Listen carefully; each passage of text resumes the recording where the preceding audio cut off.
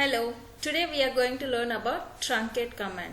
So what is the purpose of the truncate table and in which business case scenarios we use the truncate command, truncating the table. All this we are going to learn about today. So before going to the topic, if you are visiting my channel for the first time, please do subscribe. Now let's execute select star from employee audit table. See, this is the data I have. So before executing the truncate command, so I will explain the business case scenario when to use the truncate. So let's consider one organization. If you consider any organization, every organization will maintain the history of the employee data, and also they will maintain the audit information as well for the financial purpose, any kind of purposes, right? So at this point of time, they will maintain the audit, right? So for audit also we will have a database tables, and for history also there will be a tables. So at that time, for 1 year, if you consider, all the data will be stored. But for next year also, again it is not required, because once the audit is closed, then the whole data is not required, correct? And history also not required. Let's consider like that. Okay, at that time the table structure should be like that, but the information has to, old information has to remove and new information has to store, right? So at this point of time we use a truncate. So what exactly truncate does is, let's consider here employee audit table is there. We have this data. Let's consider this is the old year data, like last year data. So this has to remove, and this fresh year has been started again. So the fresh again new data has to insert this way, right? So for that we use a truncate.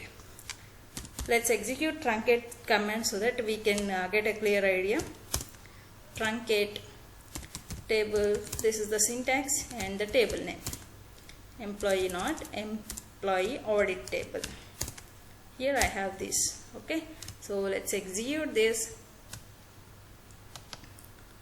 Now query has been written successfully. Now select star from employee audit, just execute this one.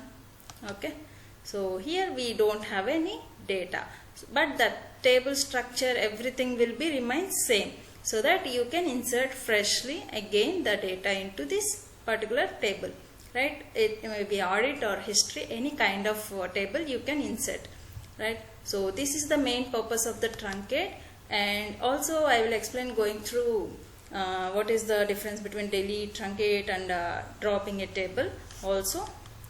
Now see, you have another option also for truncating the table. Just right click on it and then truncate. Truncate option is also there. I've already deleted this table, right? I mean table information, right? So we don't have any data, so that's why I'm not executing it. So if you want, you can execute this way also. No need to write a command.